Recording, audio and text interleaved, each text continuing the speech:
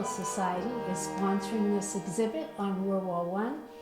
We call our portion Showing Our Colors because we wanted to show the items given to us by Bourne residents, get them out of storage, and exhibit them so people can give due diligence to our veterans of World War I.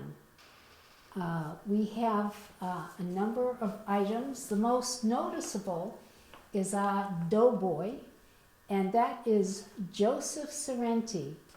And this is a portrait that was given to us by his daughter. He lived in Sagamore, and he actually did service in Costa Rica. But that convex portrait was hand tinted, and it was recently cleaned and restored. And next to him is a printed listing of the honor roll. Now that has all the names, 114 names, of all those who served from Bourne in World War I. Now that printed listing represents all the names that are on the World War I memorial, which is on a rock in front of Town Hall.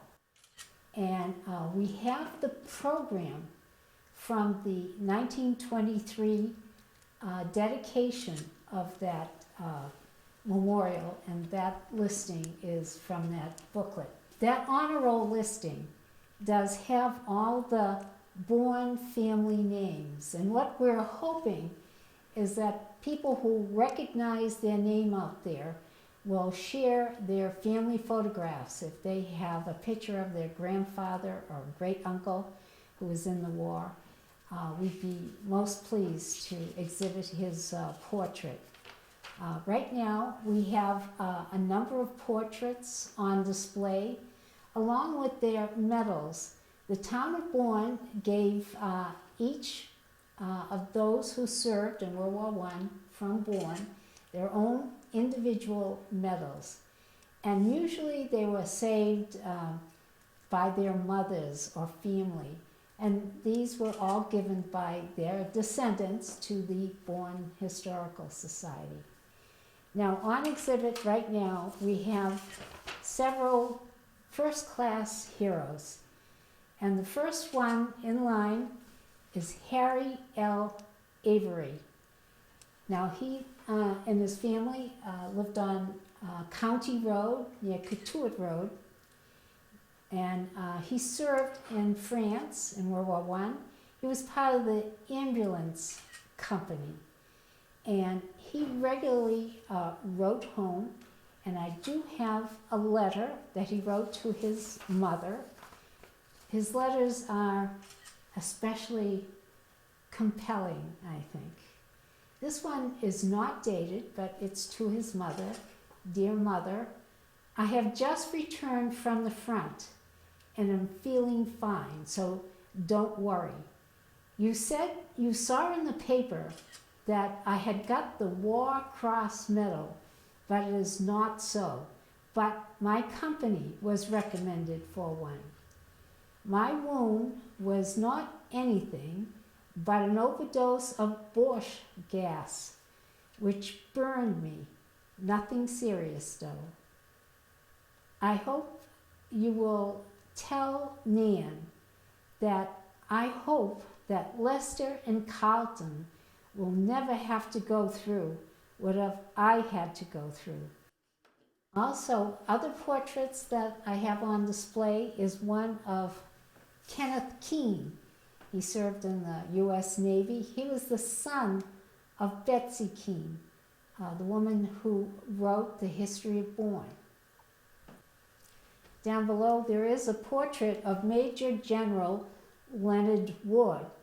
Now Leonard Wood was commander of the Army during World War I, Secretary of the Army. Now he was left off of the honor roll, but a separate honor roll that's on the Town Hall website kept by the Veterans Agent does list our Major General Leonard Wood. He operated mainly out of Washington, D.C. Another portrait on the bottom shelf is that of Thomas Andrews. He was born in 1891 and lived till 1961. He was a private with the 9th Company, 152nd Depot Brigade, and the 308th Infantry Division. His service date was September 23rd, 1917 till December 24th, 1918. His claim to fame that he was gassed in the trenches and received a Purple Heart. He he is not on the honor roll because he did register in New York, but he was born in Bourne and returned to Bourne, and he is buried at the Oak Grove Cemetery in Bourne. Also on display on the bottom shelf is the American flag with 48 stars, which was what the flag looked like in World War I. And that was donated by L.L. Perry Sr. Also, a portrait of Nathan B. Hartford Jr. And he served in World War I. He was a Harvard graduate. Also, he was one of the founders of the Bourne Historical Society.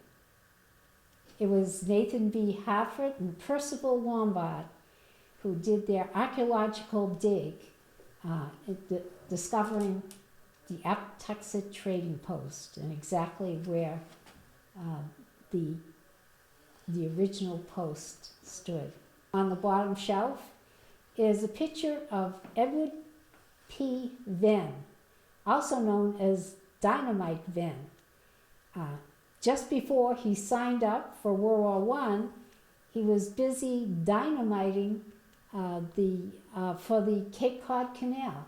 That's his main claim to fame, but he also served for Bourne in World War I. In the exhibit case is a Doughboy helmet, and that was donated to us by Alice Gibbs, and she said it was worn by one of the 3 Gibbs who were veterans in World War I. Another piece in the case that is my favorite is a Red Cross headpiece. It's made of navy chiffon and fashioned with elastic. It was donated in 2007 by Lynette Holly. Now, it belonged to Elizabeth Holly, who volunteered at the Newport Navy Hospital to be near her husband in World War I. We also have a seaman's blouse from World War I, and that was the property of Leland Perry. It has 2 stripes saying that he's a petty officer, 2nd class, a quartermaster, and that was donated by Elwood Perry, his son. Now, we do have some occasional pictures on the side that show, first of all, a Sagamore Bond rally that was held out in front of the blocks in Sagamore. They're very visible. So it was a very patriotic group in 1918, all dressed in their patriotic gear. We also have a picture. This is the actual picture of the dedication of the World War I Memorial, and that is the Bourne Town Hall with all its patriotic gear showing. And the last one is a bunch of Sagamore boys on their way. They were recently recruited, and they're on their way to Camp Devens in 1917, and they look like they're on their way to a garden party. I hope you come in to see our World War I exhibit, And I hope some of you are able to share your photographs and memorabilia and stories with us. So World War I is a personal experience. It wasn't just something far away and foreign. It involved a lot of our families.